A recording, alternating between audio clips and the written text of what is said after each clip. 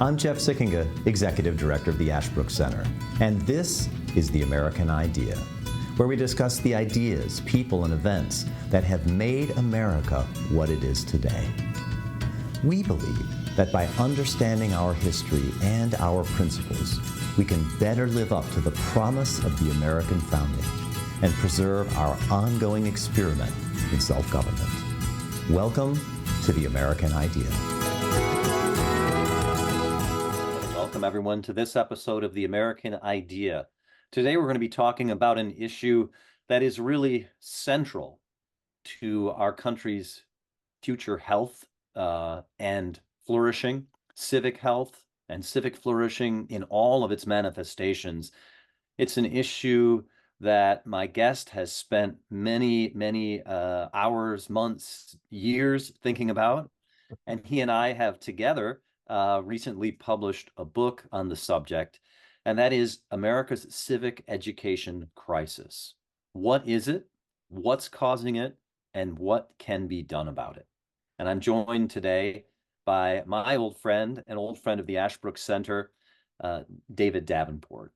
David Davenport, as many of you I'm sure know, was formerly the president of Pepperdine University, very successful tenure at Pepperdine, moved to the Hoover Institution and was involved in leadership at the Hoover Institution at Stanford University, and is now helping Ashbrook and has been helping Ashbrook on our civic education projects, including as a member of Ashbrook's National Advisory Board on Civic Education.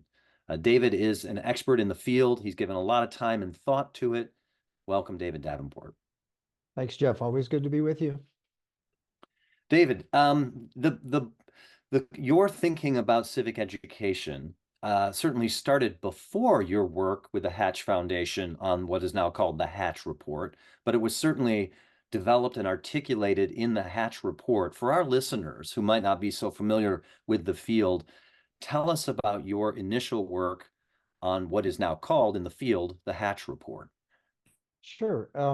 The Hatch Foundation, which was started by Senator Orrin Hatch of Utah, wanted to provide a seminal report on civic education. And they noticed that I had done a lot of work in the field, and they asked if I could bring together a report.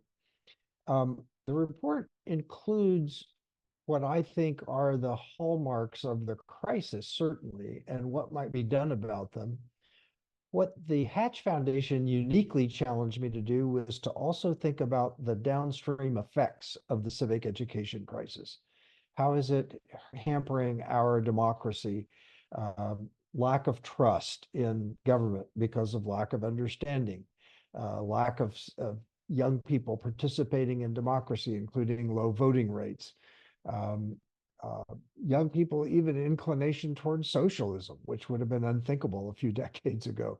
So they asked me to go a little bit deeper on the effect of our civic education crisis, which I did study for the first time in the Hatch Report. So it covers the civic education crisis, how I think it came about, and what we could do about it, and what's happening downstream from that if we don't do anything about it.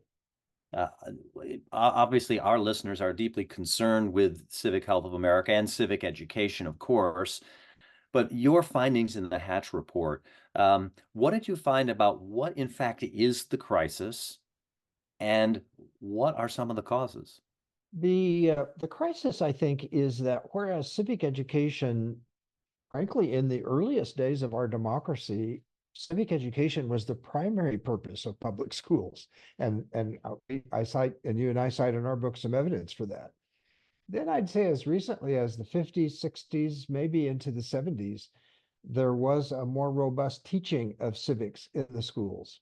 And beginning sometime probably in the 1980s, other curricular priorities developed in the country. We became alarmed by Sputnik, the Russian shot into outer space, and we thought we needed more science education. We became alarmed because our students weren't performing well on international tests on reading and math and core subjects. So we moved to more work in those areas, including lots and lots of testing, which takes up a lot of time. both preparing for and executing a big testing regime. Now STEM has come along, science, technology, engineering, and math as a big priority. So it seems like every decade or two, we have some big educational emergency or crisis. We want to reshape education to meet the crisis. But of course, we don't add hours to the school day or months to the school year. In fact, if anything, the school year is getting a little shorter over time. So something has to give way. And what's lost teaching time in our schools is broadly the humanities and social sciences, but specifically said civic education. So that by now, there's very little civic education in elementary and middle schools. And there's basically a 1 semester course in high school, which is too little too late. And frankly, not even every state requires that bare minimum. So that's kind of the state of civic education today and my own view on how we got there. So David, it's really interesting because as you say, you out of the Hatch report, you and I started working together on a book, Right. which is now out, A Republic If We Can Teach It. But I remember in our initial conversations, one of the things that amazed me was the extent of the decline in civic knowledge. Um, Right. that as we put it in the book, the problem, the crisis is there's less U.S. history and government being taught to young people, and when it is taught, it's worse. Can you say a little bit more about the less part? How much less are students learning, and how serious is the civic knowledge problem? Well, probably the most reliable indicator is the so-called NAEP, N-A-E-P uh, test, which is often called our nation's report card. These are tests given nationally in fourth, eighth, and 12th grade. Unfortunately, the history and government tests are only given in the eighth grade. A declining emphasis is certainly illustrated there. The most recent test, 2022, disclosed that only 22% of American eighth graders were proficient or better in their understanding of government or civics, and only 14% were proficient or better in history. The advanced placement test verifies that. Of the 50 plus advanced subjects tested in the advanced placement tests, civics and history are always in the bottom 5. So it's not a fluke. Basically, students are not learning history and civics. Even among adults, there are these tests that show adults can't pass the civics part of the US citizenship test, which immigrants pass at a 90% rate. Americans don't know the rights in the First Amendment. They don't know the 3 branches of government. The Pew Foundation and others have done all kinds of studies and surveys that show that Americans just don't understand their government and how it works. And that problem is particularly acute among those teenage through, say, age 30. Age 60 and above do understand it better, which again reflects to me that at one point we did have better civic education than we do today. Yeah, it seems to me like the gap is, as I think our research indicated, that the gap has never been bigger between what young people, what older people know, and much less what younger people know. It's the Right. biggest gap. And it also, as I recall, our in writing our book, certainly coming out of your research, this notion that the downstream effects, because some people might say, okay, so what if kids don't know our history as well? Right. The downstream effects that you highlighted, of course, were I mean, how can you keep a republic if you don't know what one is? Right. But Right. also eroding trust in institutions, as you said, declining rates of participation, not just in voting, but in civic organizations, and a sense of being part of an American community. And I was really alarmed by this poll that came out, and it's been repeated in lots of places in Gallup in 2022, I think it was, that said, are you extremely proud to be an American? And only about 25% of young people said they were. And it's largely because of what they don't know about America and also what they might wrongly believe about America. Correct. As you know, Jeff, in the writing of our book, I'm more of a policy guy. And so my concern is how much are we requiring on the policy side and teaching of civics and history? You're more the education guy. And I think you rightly pointed out that an equal problem is the quality of what we're teaching, both in terms of it being interesting, relevant, compelling, and in the sense of not being indoctrination, but education. and in the sense of not producing bias in the teaching. I mean, we it's no mistake that a lot of young people have trouble loving America because one of the prime narratives they're taught is that America had an ugly founding. We had selfish founders. Capitalism is a selfish form of government. I mean, they're just taught all kinds of myths that cause them not to be able to love America. So both in the amount of civic education that's required, and I'd say in the quality and bias problem areas, we've really got a chore on our hands to turn this around. One of the things that, again, also I think grew out of the Hatch report was thinking about, a lot of people have recognized the crisis that exists, and they might not have quite the same diagnosis as you and I do, but they recognize that thing exists, and they have proposed some ideas. For example, we talk in the book, and you've talked about at length, the idea of action civics Right, as a response to the crisis, and the idea that maybe action civics is not, in fact, the right answer to the problem. right. It's of course it's a challenge in all classrooms in America to hold student interest these days. They have so many compelling media opportunities that to just go into a class and read a boring textbook and listen to a teacher lecture, it's hard to hold their interest and attention. So one solution that's been proposed is, as you say, action civics, where instead of having kids study principles and so forth of history and civics, they just go out into the world and they engage in civics. And so they go to city council meetings or they attend protests on issues that they care about. But of course, that's not a great form of education. I'm not saying it's not relevant entirely, but even in science classes, for example, you wouldn't just go out in the field and start doing random experiments. You would start by studying principles in a classroom, developing a hypothesis, then going into the field and testing your hypothesis, then coming back in the classroom and write up your results. So you could use activity of that kind in a good civic education, but to just substitute, in effect, action for knowledge is really at best putting the cart before the horse. And I think it's not a helpful way to reorganize civic education. So another response that we talked about, of course, is, and that has gained a lot of prominence over the last 5 years or so, is the 1619 Project and its take on American history and civics and what it proposes. You've been, I think, a thoughtful critic of the 1619 Project. What's wrong with it as an approach to American civic education? Well, if I could get a little bit of running start to that project, I actually go back to the 1980s with Howard Zinn's, the publication of Howard Zinn's textbook, A People's History of the United States, which, as Zinn himself said, is an attempt to write America's history from the point of view of the losers and the oppressed, the people who've been harmed and marginalized.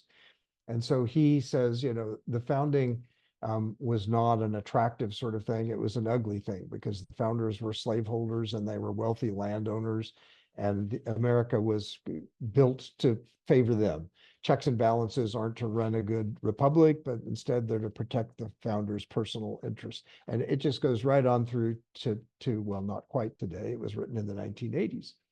So on the heels of that, a number of new narratives have come up to explain American history. And one of the most important, as you say, is the 1619 Project, done by someone at the New York Times, who says we don't start the American story and we don't date the American founding to 1776, the Revolution Declaration, or 1787, the Constitution. We have to go back to 1619 when the first slaves came to the continent. And that's really the beginning of the American story. And so it becomes a story about slavery and about economics, not about the uniqueness of freedom or the uniqueness of the Constitution or the founding of the government. It really kind of seeks to change the whole American story. And once again, it's not a very attractive story. And once again, as in the case of action civics, I'm not saying that you could never talk about the issues raised by the 1619 Project. Right, right. Slavery is an important issue, and you and I don't believe in ignoring challenging issues. But you don't reinvent. You don't need to reinvent the entire American story based on that. And I think that's a mistake. And And more than that, I think it's actually a political agenda, an intentional political agenda, and it's being used as such. Yeah, and one of the things that, as you say, a political agenda, and one of the things that you talked about in the Hatch report, and that we, I think, elaborated on more in the book is, thinking about criticizing Action Civics or the 1619 Project, or the fact that we're doing less and worse history and civics, because to say, what's the purpose of a civic education? And as we outline, we sort of take our inspiration from what Ronald Reagan said, right, in his farewell address to the nation. We need informed patriots. And the problem is it's not producing patriots, and it's not producing informed citizens, and it's certainly not producing informed patriots. No, and as you point out in your work at the Ashbrook Center, the point of history and civic education is not to memorize a lot of dates and events. It's to create citizens. And it does take a more compelling teaching. And I think it might be a good time to elaborate on the work you do at the Ashbrook Center and how nicely that fits with our call for an improved format for teaching civics and history. Yeah, that's right. I mean, really, that's part two of the book, right? And it's striking to me that, because I'm sure some of our listeners, maybe some who are even in the classroom, think, yeah, or have children or grandchildren that say, I see this, I know this is around. My kids, get their civic knowledge from social media or something like that, and it's really shallow and not very accurate and not producing the kind of informed patriotism, right? But the question is, but is there any solution to this? And it strikes me that the beginning of the solution is just to begin by going to kind of the fundamental issue of, well, civic education is a form of education. What's education supposed to do? And you've already said it's not indoctrination, right? It's not Right. to pose opinions on people. And it's not even primarily to give them information to ingest, right? And then spit back out on some test and then forget about it, which I think is the experience of a lot of young people in lots of places.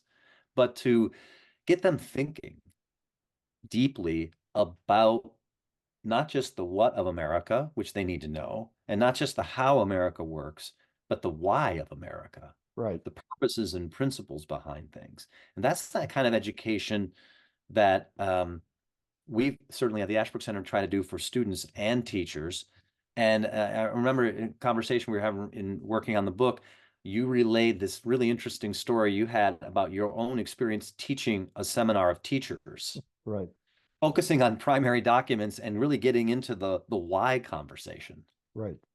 Um, that that experience, what did it show you about the possibility of a solution to this crisis?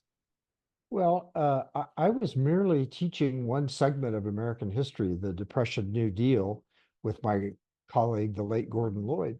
We were in Chicago with public school teachers, and they were asked by Ashbrook to read primary documents. They read 3 speeches by Hoover and 3 by Roosevelt. They read 3 portions of 3 bills that were passed in the first 100 days of the New Deal, and they read some Supreme Court decisions commenting on that. And it was just amazing to me that in the course of, say, a 4, 5, 6 hour Saturday seminar, you could just see even hardcore longtime school teachers, their eyes were opened because they were seeing that there were multiple sides to these issues. They were seeing that there was complexity there. It was not just 3 paragraphs in a textbook, reducing the Great Depression to what the editor of the textbook thought it was all about. And there was an excitement to discussing and engaging in that. And then, of course, what we hope is that teachers will take that and turn around and teach their students in that same way. And I was just amazed by the power, the excitement, the objectivity, the openness, the way it opened minds to teachers that you would assume had already decided. 2 or 3 of the teachers would say as we went along, well, that's not what I always thought, but this is really interesting. So it created a lot of excitement, and it really opened a lot of minds and thinking. And I think that's precisely what we want to be doing. Before we continue with our conversation, I'd like to take a moment and ask you to learn a little more about the Ashbrook Center and how you can help us continue our work with teachers, students, and citizens. I'm Chad Kiefer, Director of Philanthropy and Strategic Partnerships here at Ashbrook. At its heart, America's story is about the lives of patriots who have given their last full measure of devotion to preserve and protect what it means to be an American. But the tragic truth is that the American story is being rewritten as one of oppression and despair. Back in 1776, the founders took a chance when they created a new government built on principles of liberty. They took a chance on America. Now I'm challenging you to do the same. Your gift to Ashbrook today reaches students, teachers, and citizens across the country, helping them to understand why America is worthy of their devotion. With so many forces eroding our history and taking away from our principles, isn't it time we give America a chance? Your investment is encouraged now more than ever. Please visit us today at ashbrook.org/support.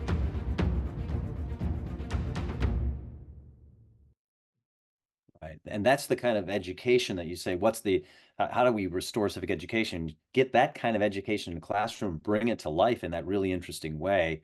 Right.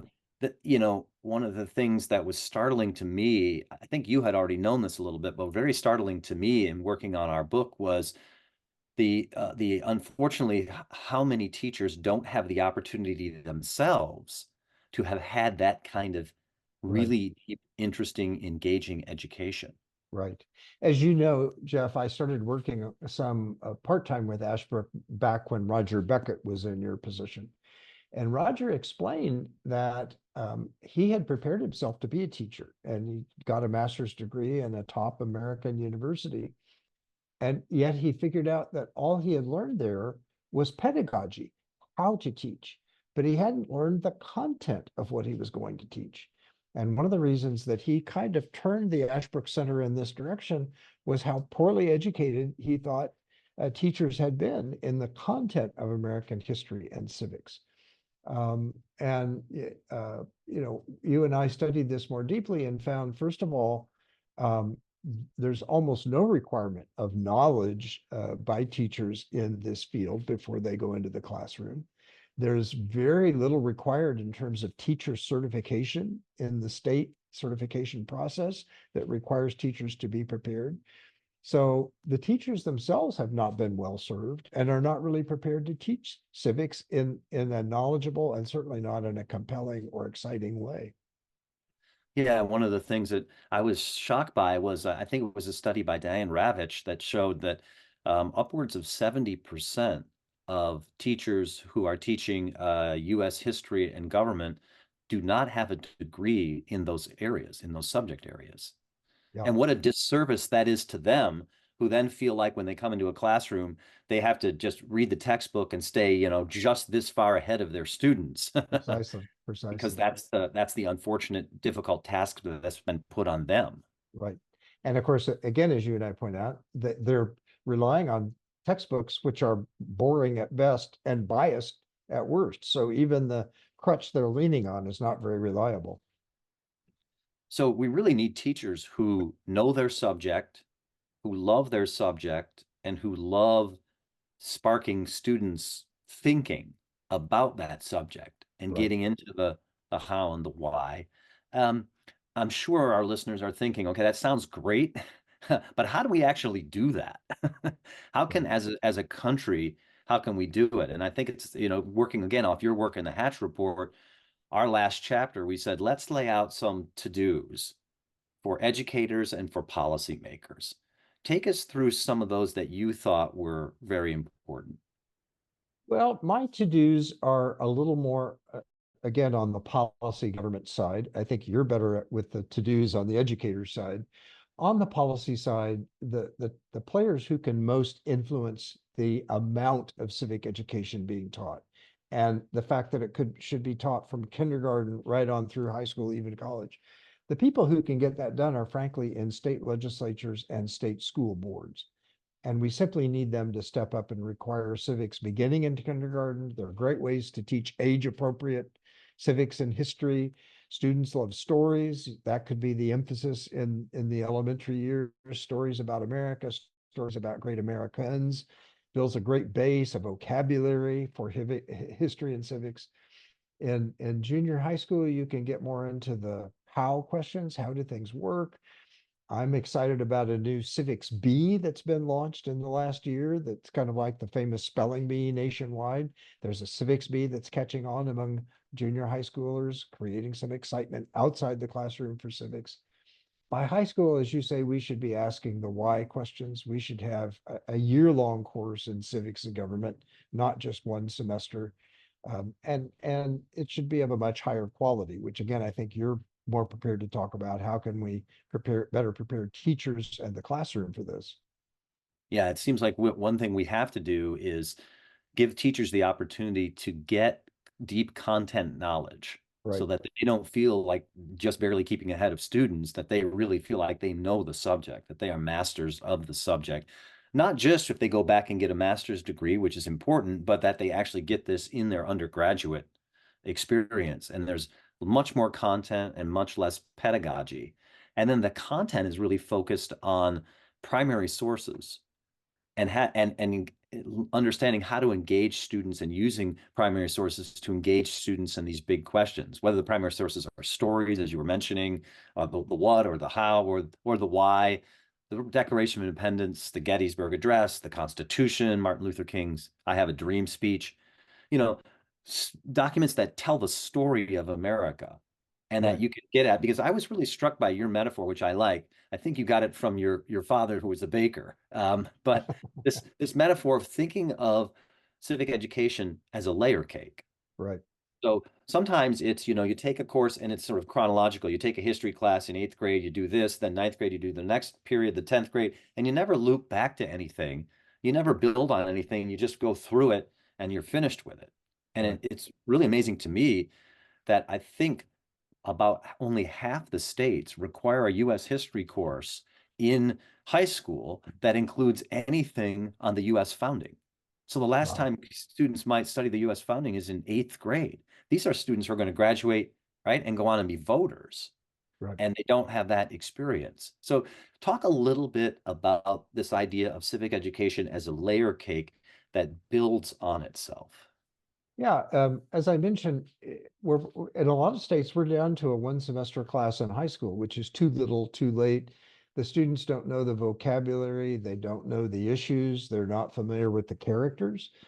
So you start building the layer cake in kindergarten. And frankly, you start at the family dinner table, as Ronald Reagan said in his farewell address, with parents talking to their kids about how important America is, and in the summer taking their vacations and their field trips to sites where great American history has been played out, and talking to them about that. So it begins at the family dinner table. It moves into the early elementary years, the telling of the stories of America.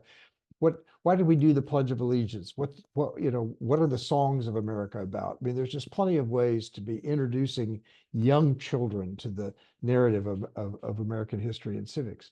And then, as you say, you build on that, and you have a curriculum required in your state that requires that certain topics be addressed at a grade by grade level, and they begin to build the layer cake. And it builds right on through high school, culminating in this year-long course, not starting and ending with the one semester course in civics. So I think it's a powerful metaphor. I think it's something states could work with. I think, Jeff, as I understand it, you're even working on a model curriculum at Ashbrook that might follow that model. You're Yeah, we're far more certainly trying familiar to with that. develop, we're trying to develop classroom resources that that allow teachers exactly to do that, and that teachers will have the freedom to be able to do that. And where we've seen teachers adopt these resources and change the classroom, Right. we have seen the kind of results that you experienced in your seminar with teachers in Chicago. We've seen them with teachers and their students in their own classroom, wherever they are in the country, at all different grade levels and all different ability levels, which is also very interesting to me. It tells me that it's really tapping into something fundamental about the students and how they learn and what they want to learn, that is really important to them if it's done right.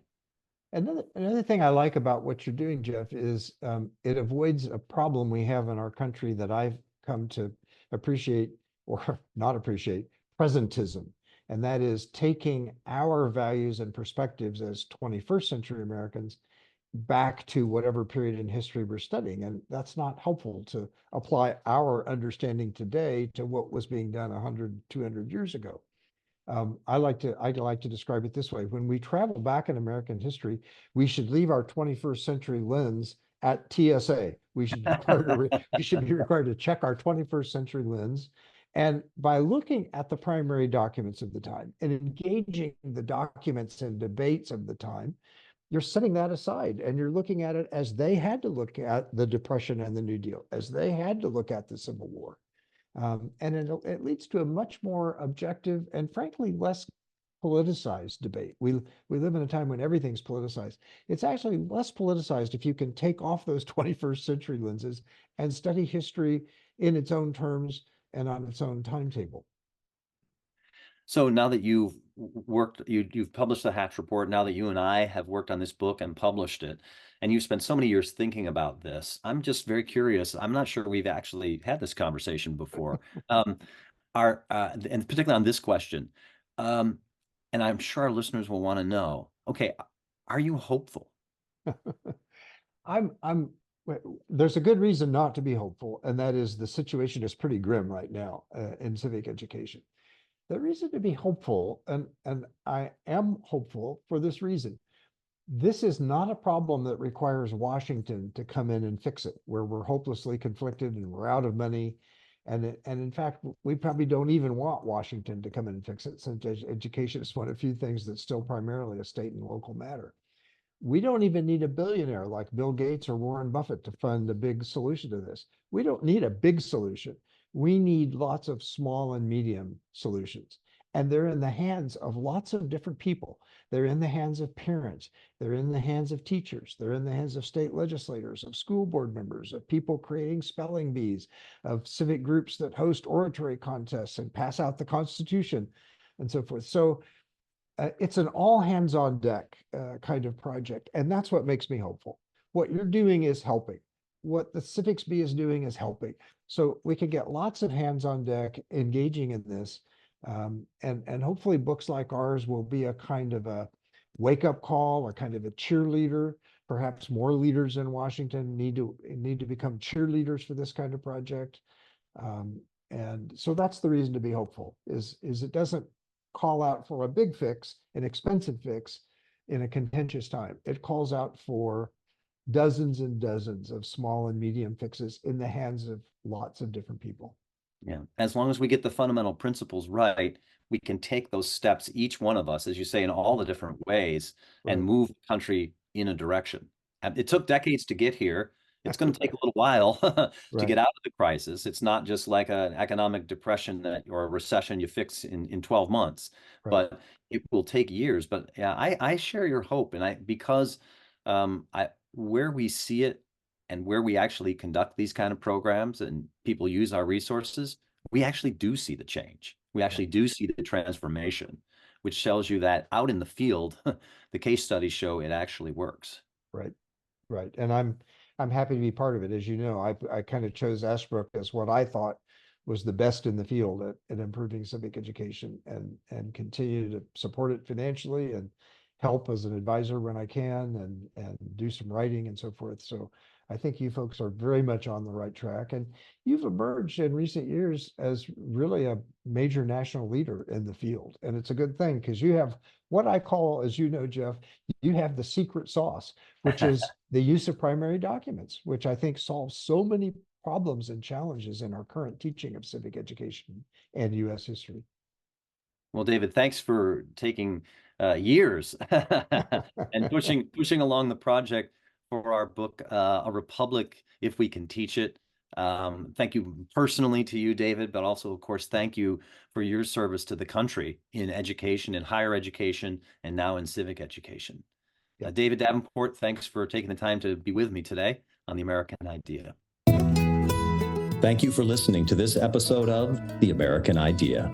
If you enjoyed this episode, remember to subscribe at Apple Podcast, Spotify, or wherever you get your podcasts, and leave a 5-star review. If you want to learn more or get involved in Ashbrook's vital work, visit our website, ashbrook.org.